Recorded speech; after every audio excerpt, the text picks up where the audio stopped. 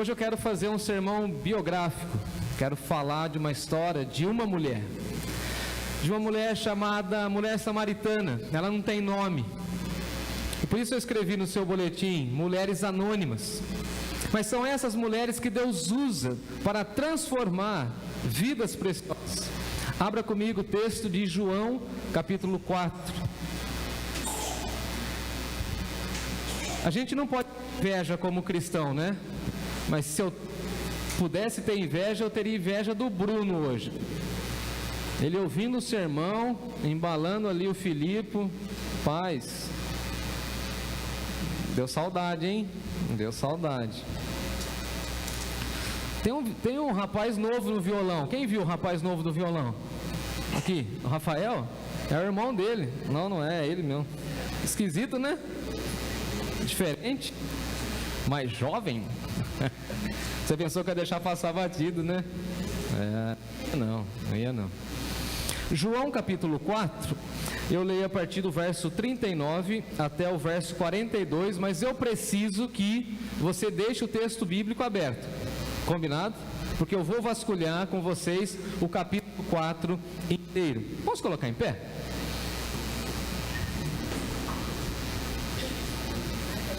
João capítulo 4, a partir do verso 39 a 42. Eu espero todos encontrarem o texto e também está aí na tela.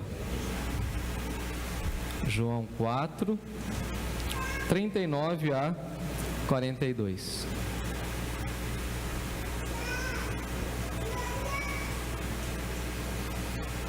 Diz assim o texto sagrado: muitos samaritanos daquela cidade creram nele, em virtude do testemunho dessa mulher, que anunciara: ele me disse tudo quanto tenho feito. Vindo, pois, os samaritanos ter com Jesus, pediu-lhe que permanecessem com eles, e ele ficou ali 2 dias. Muitos outros creram nele por causa da palavra daquela mulher, e diziam à mulher: já agora não é pelo que disseste que nós cremos, mas porque nós mesmos temos ouvido e sabemos que este é verdadeiramente o Salvador do mundo. Eu leio agora o texto que está na tela, uma versão mais atualizada da NVT. Muitos samaritanos do povoado creram em Jesus por causa daquilo que a mulher relatou. Ele me disse tudo o que eu já fiz. Quando saíram para vê-lo, insistiram para que ficassem no povoado. Jesus permaneceu ali 2 dias, e muitos ouviram sua palavra e creram. Então disseram à mulher: agora cremos, não apenas por causa do que você nos contou, mas porque nós mesmos ouvimos o Senhor falar. Agora sabemos que Ele é de fato o Salvador do mundo. Você pode repetir comigo essa frase? Sabemos, não, vamos lá de novo, todos juntos? Sabemos que Ele é de fato o Salvador do mundo. Vamos orar? Senhor nosso Deus e nosso Pai, cremos na Tua palavra, cremos no Teu Espírito, e nessa hora cremos que o Senhor vai falar ao nosso coração. Por isso, Senhor, abrimos a nossa mente e o nosso coração, pedimos perdão pelas nossas faltas, e nós queremos nessa hora, tão somente, ouvir a Tua doce voz, em nome de Jesus, amém. Pode se sentar. Eu quero vos falar nessa noite sobre o poderoso testemunho de uma mulher transformada pelo poder do Evangelho.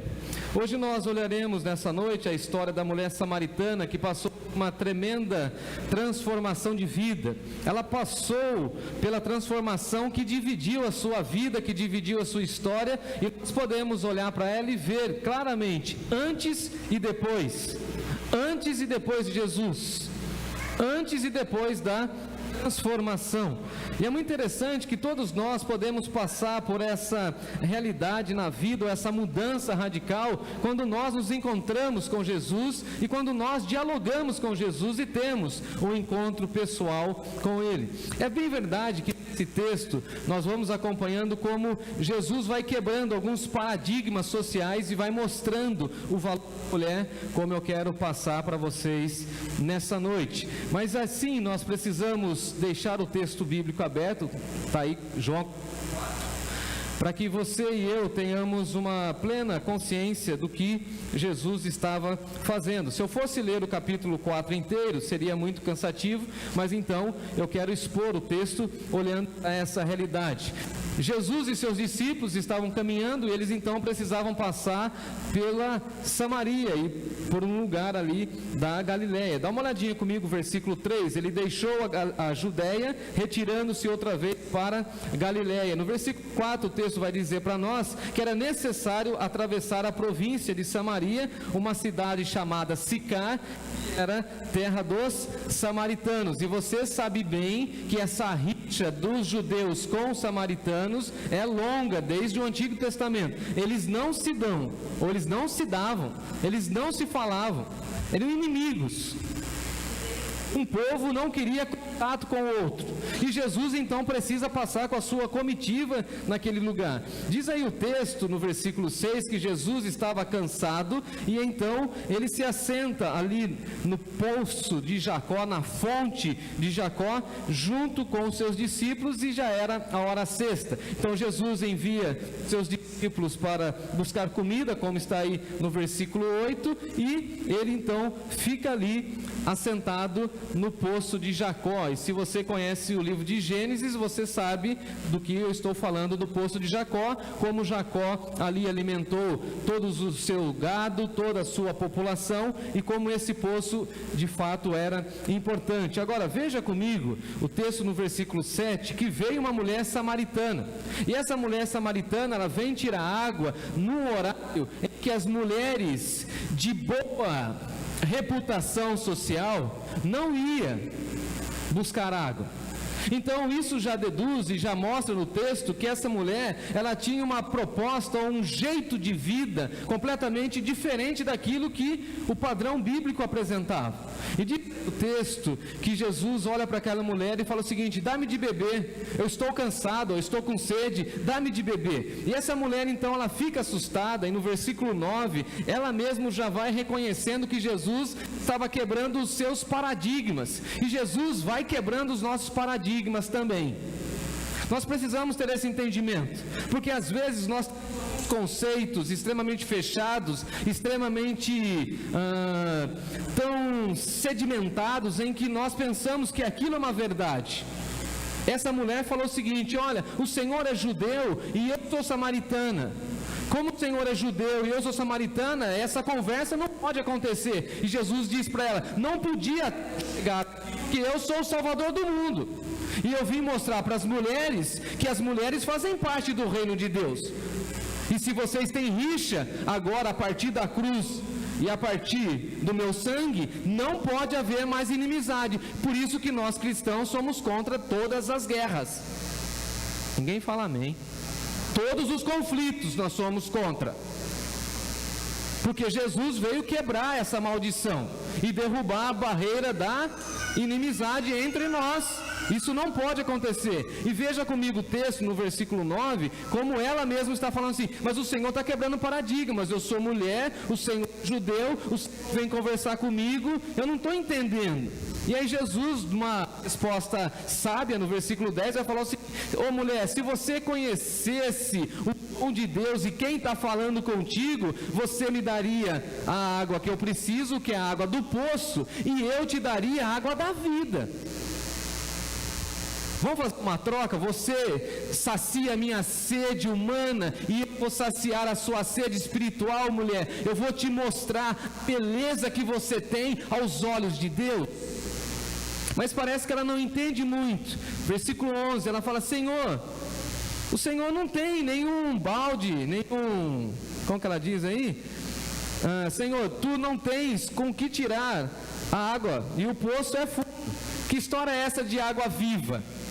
Eu não sei o que passou na cabeça da mulher, que essa história de água viva. Mas Jesus está falando para ela o seguinte: minha filha, eu estou dizendo para você que tem um tipo de sede que não dá para se saciar com essa água. que é a sede do coração humano. O nosso coração tem várias vontades. Eu me lembro até de uma música da época que eu era jovem na escola. Você tem fome do quê? Você tem sede de quê? O que você busca? O que você procura? E as pessoas estão procurando nos vícios, na bebida, nas drogas, na sexualidade aberta, uma sede que é uma sede da alma. Nós estamos vivendo em uma sociedade completamente embriagada com os prazeres dessa vida, e essa mulher também fazia parte desse contexto.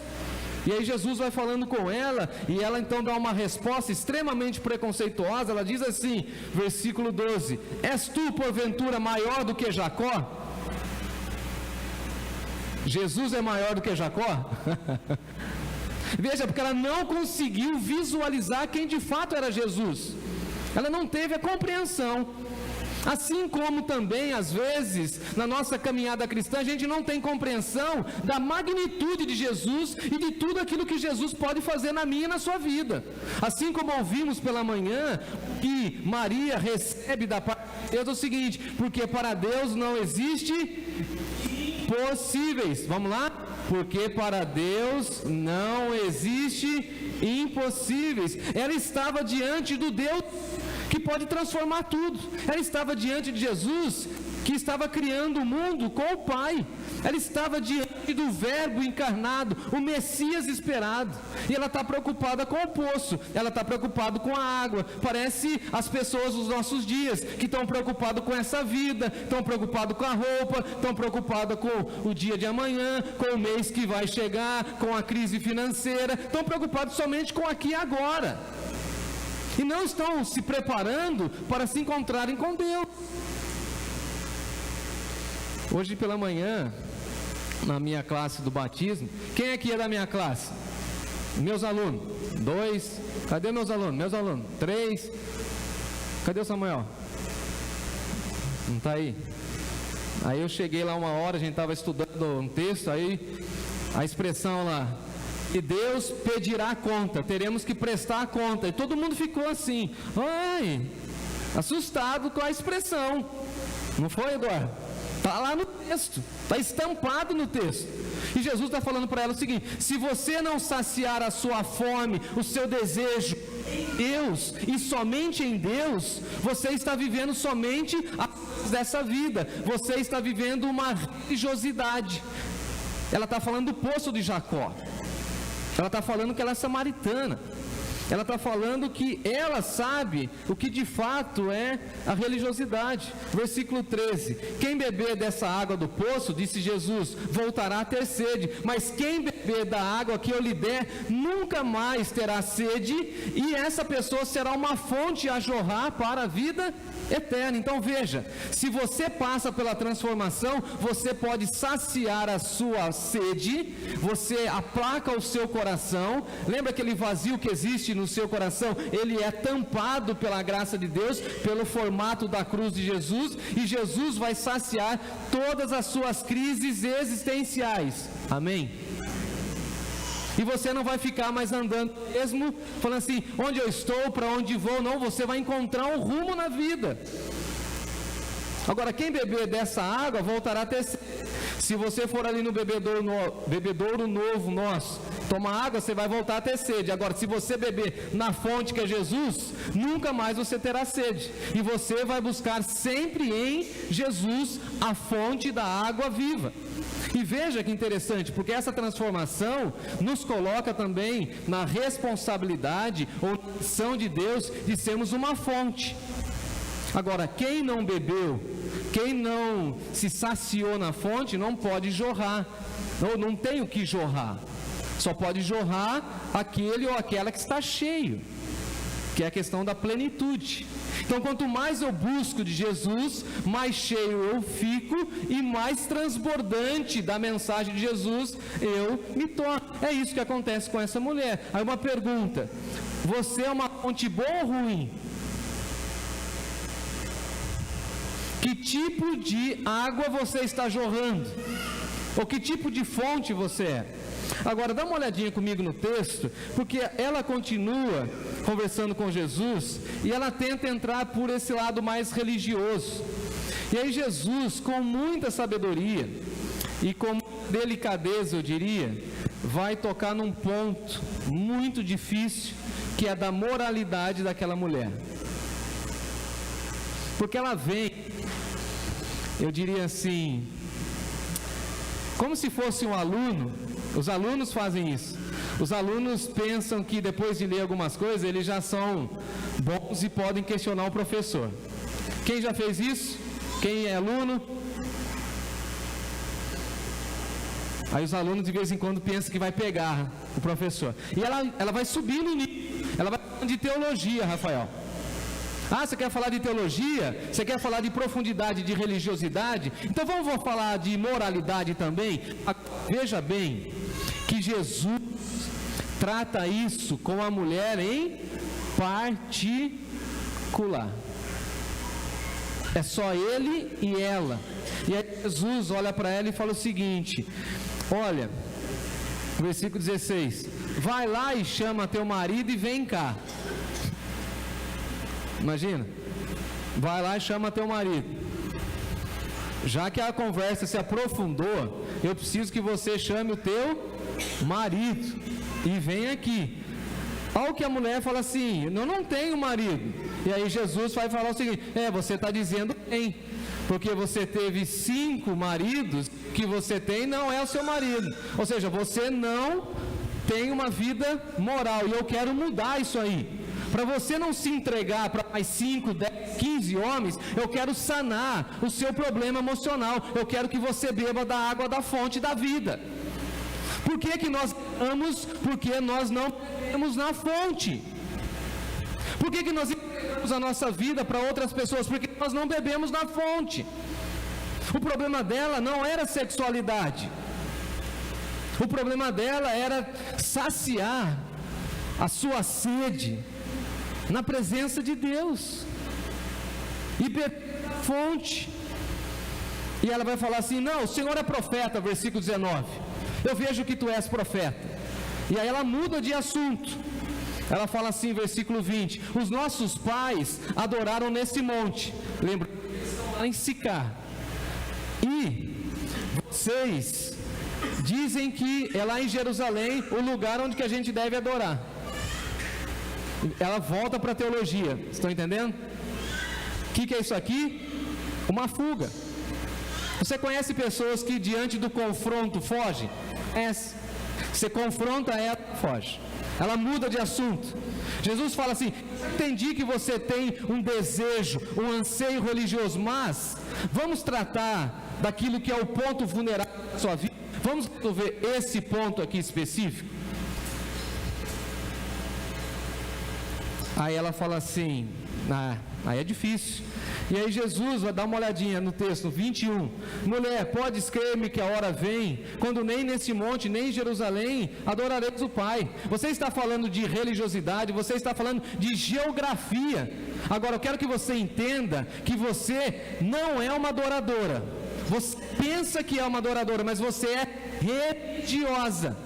E tem muita gente que pensa que é cristã, mas é religiosa. Porque fica com essa ideia de lugares sagrados, de pessoas especiais, de oração forte. Conhece? Culto da libertação. Aí perguntaram para mim, Carol, esses dias: sua igreja tem culto de libertação todo domingo, às 9 e às 19. A gente prega e os demônios saem. Tudo liberto. Vocês oram por carteiras? Carteira? Carteira, cartão de crédito. O pessoal coloca na frente. Isso daí é misticismo. Vai chegar um momento, disse Jesus, que vocês vão adorar o Pai, não nesse monte, nem nesse monte, em qualquer lugar, porque toda a terra foi feita por Ele, e para o louvor da glória dEle. E o que Ele quer é verdadeiros adoradores e não religiosos.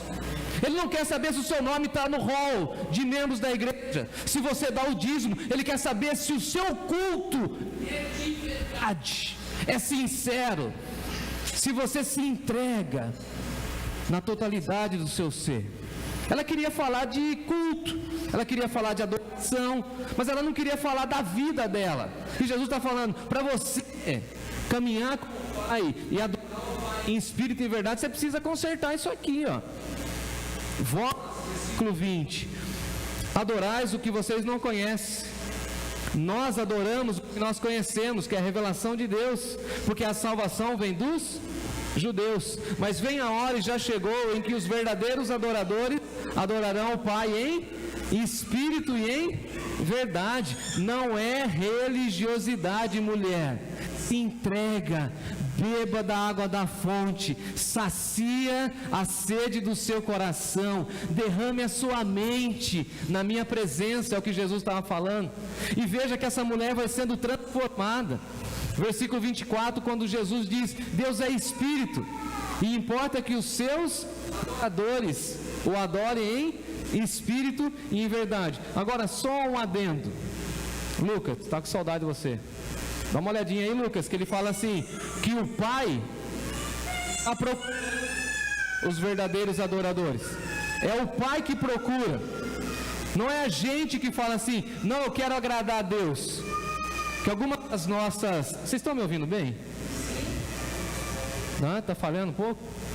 Alguma interferência aí, né?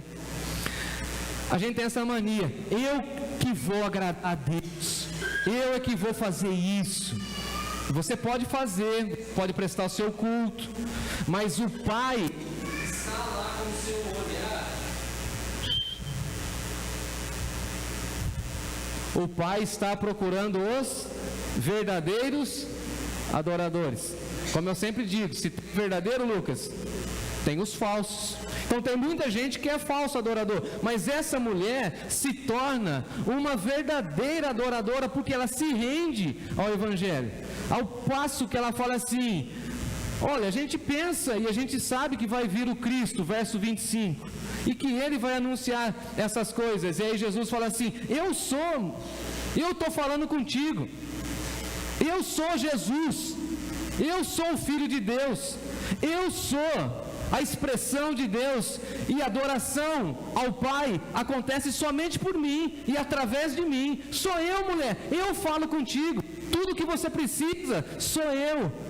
Vem ao meu encontro, eu te abraço, sem preconceitos, sem paradigmas, porque quando os discípulos chegam, eles falam o seguinte, Jesus, por que você estava conversando com uma mulher e o Senhor é samaritano? Eles também tinham preconceito. Mas veja que Jesus vai quebrando tudo isso, e diz o texto que a mulher no verso 28, deixou o seu cântaro. Quem sabe o que é cântaro? Vamos? Quem é lá do interior? Hã? Moinha. Fala, Nilo.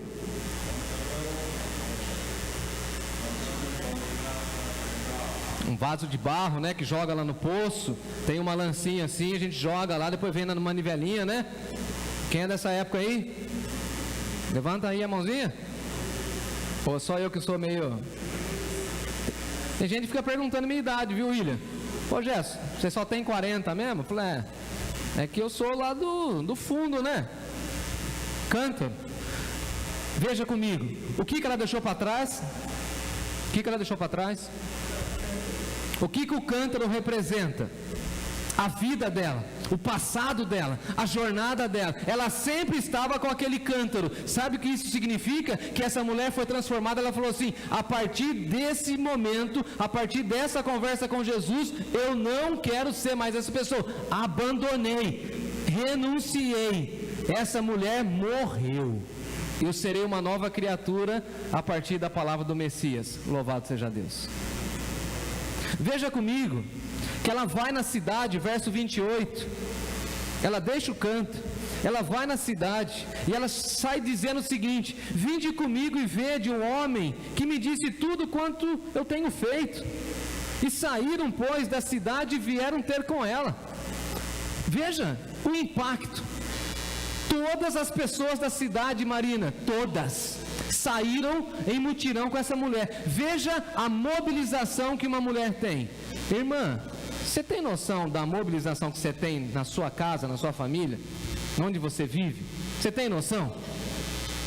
Se ele falar com seriedade, as pessoas vão te ouvir ou não? Sim ou não? Fala assim, aconteceu algo diferente. Pule comigo agora lá no verso 39, que eu estou caminhando para o final. Muitos samaritanos daquela cidade creram nele. E crer aqui significa entregar a sua vida a ele, em virtude do testemunho da mulher. Essa mulher foi usada para transformar uma cidade. Vocês estão entendendo isso? Uma mulher que teve um encontro com Jesus foi usada para transformar uma cidade. Fico imaginando vocês, mulheres, espalhadas por essa cidade, levando essa mensagem da água da vida, falando que a nossa esperança é só em Jesus. O que a gente não pode fazer? Uma mulher transformou a cidade inteira. E diz o texto no versículo 40, dá uma olhadinha aí, Cezinha. Vindo, pois, os samaritanos ter com Jesus. Que é isso, gente? Tá amarrado? Não podia perder a piada. Você gostou, né, Fã? O versículo 40. Quando Jesus quebra um paradigma, os outros paradigmas que as outras pessoas têm, os seus preconceitos também são quebrados. Dá uma olhadinha no versículo 40. Vindo, pois, os samaritanos gostavam dos judeus? De jeito nenhum. Eles foram ter com Jesus e pediram que Jesus ficasse ali pelo menos 2 dias. Veja a transformação. Eles que não queriam deixar a comitiva de Jesus passar, agora transformados, eles estão falando o seguinte: Jesus fica conosco aqui por 2 dias. E diz aí o texto que muitos outros creram por conta da palavra daquela mulher. Mulheres, muitas outras mulheres irão crer no Evangelho por conta do seu testemunho. Diga amém, se você acredita.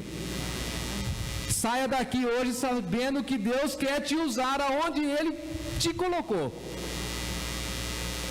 E você tem uma sensibilidade por ser mulher ao compartilhar. Você tem que falar como essa mulher. Sabe o que aconteceu com a minha vida? Viu, Vanessa, visitante nossa? Sabe o que aconteceu com a minha vida? Eu encontrei Jesus. E Ele falou tudo a meu respeito. Ele conhece tudo a meu respeito. Mas Ele não me condenou. Ele estendeu a mão, me abraçou, me revestiu com graça e com misericórdia. E agora eu sou uma missionária. Eu era uma mulher de 5 maridos, agora eu sou uma nova criatura.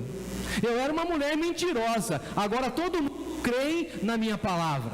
Eu era uma mulher que eu não tinha credibilidade, mas quando entrei na cidade e todo mundo viu a transformação no meu rosto, todos se curvaram diante de Jesus, porque quem passa pela transformação da salvação, transparece até no rosto, na linguagem, na roupa, em tudo. Conheci um camarada, não vou dizer o nome dele, aqui em Sorocaba, era um cara sério. A gente olhava para ele assim, ó, sério. Quando ele se converteu, ele continuou sério, mas a gente olha para ele e faz assim, ó, ele dá um sorrisinho. Eu não vou falar o nome dele, ele está aí, não vou falar. Versículo 42, para encerrar.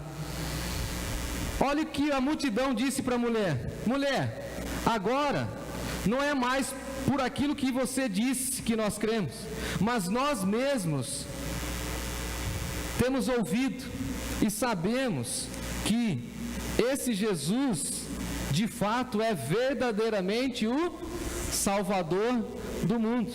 E aí, fazendo a minha lição de casa, Ediel, sabe o que eu descobri?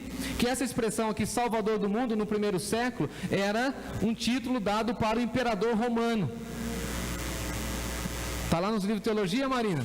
Estou dentro. Você me ajuda, hein? Socorre, hein? Não deixa essa hélice vir na minha... Vai que me degola aqui, ó. Em outras palavras, sabe o que essa multidão está dizendo? Nós não nos rendemos mais ao imperador romano. Quem é o único Salvador do mundo é Jesus Cristo.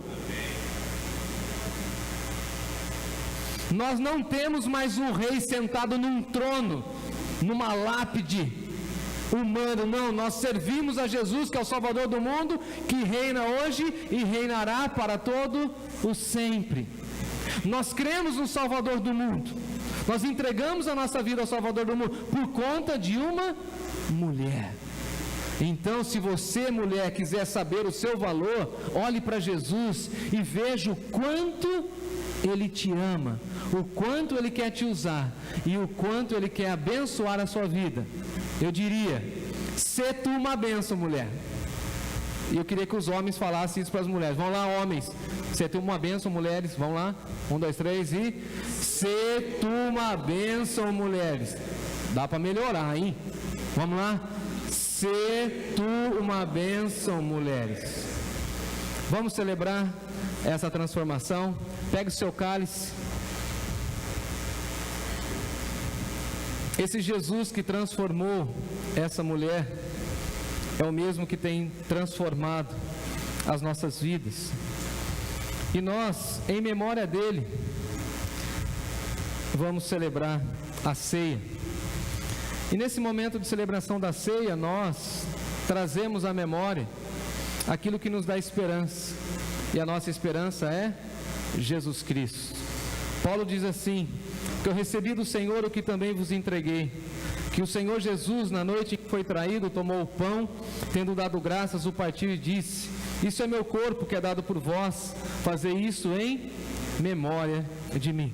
Pegue o seu cálice e desrosqueie aí a primeira compartimento, pegue o pedacinho do pão e dê graças a Deus pelo corpo do Senhor Jesus. Comamos todos em memória do Senhor Jesus.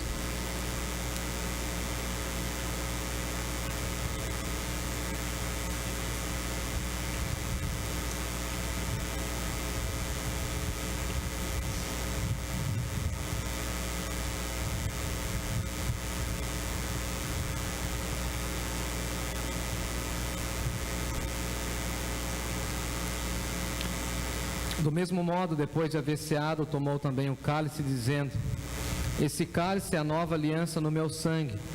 Fazei isso todas as vezes que o beberdes em memória de mim. Esse cálice representa o sangue de Jesus vertido na cruz do Calvário. E o hino que nós cantaremos logo na sequência diz: há poder no sangue de Jesus. E por isso para nós não há causas impossíveis, porque há poder no sangue de Jesus. Bebamos todos em memória de Cristo Jesus.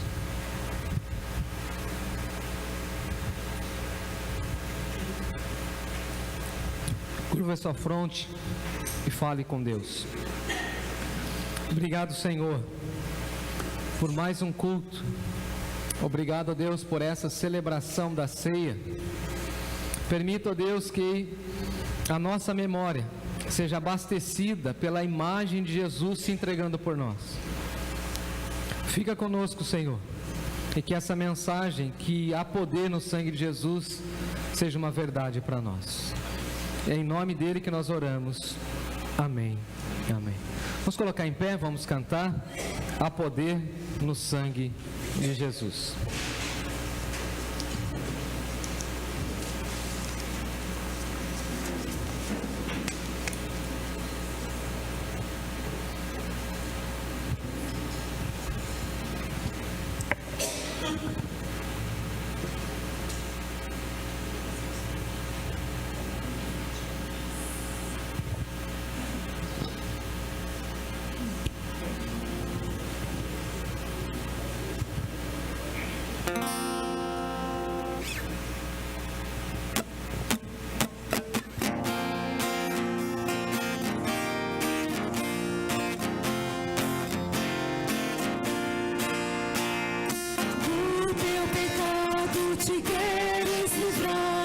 Sangue tem poder, sim tem poder. Almejas tudo ali pra escapar. Seu sangue tem este poder. Há poder, sim, força sem igual. Só no sangue de Jesus. Há poder, sim, prova o pecador. Aceita o dom de Jesus. com tua vaidade acabar. Seu sangue tem poder, sim, tem poder. Vícios, paixões querem tudo dominar. Seu sangue tem este poder. Há poder, sim, força sem igual, só no sangue de Jesus. Há poder, sim, prova o pecador, aceita o dom de Jesus. Teu coração queres purificar, seu sangue tem poder, sim, tem poder. Todas as manchas te pode tirar, seu sangue tem este poder. Há poder, sim, força sem igual, só no sangue de Jesus. Há poder, sim, prova o pecador, aceita o dom de Jesus.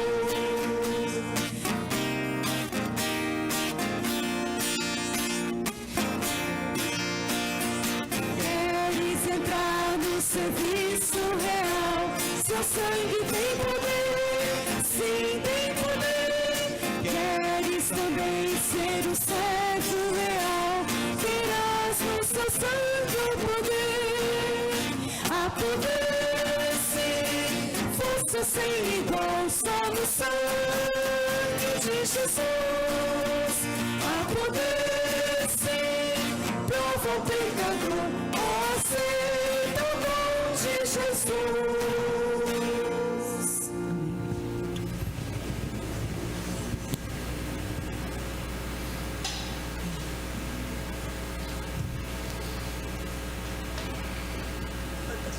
Eu te espero. Aprendi com Jesus. Te amo. Não, como você fala para mim, lhe amo. Você foi abençoado, abençoada nesse culto? Amém. Agora, você tem alguma coisa assim que parece impossível para você? Vai, Rafael, faz um som aí. Não quero ser apelativo, mas se você tem algo, fala assim, isso parece impossível, eu quero colocar nas mãos de Jesus.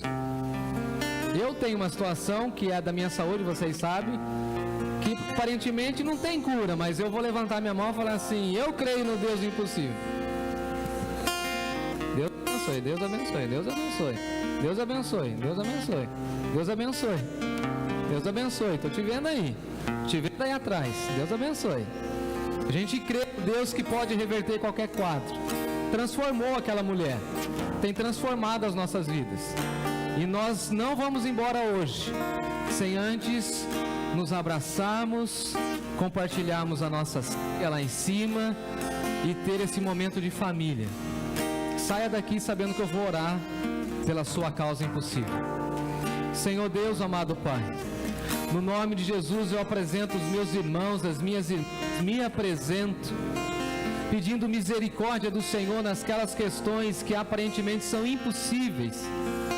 E nós pedimos nessa noite, na autoridade e no poder do nome de Jesus, que o Senhor intervenha, que o Senhor abençoe, que o Senhor manifeste o teu poder no teu tempo, no teu agir, na tua agenda. Nos submetemos, ó Deus, à tua vontade e pedimos uma boa semana na tua presença, para a honra e glória do teu nome.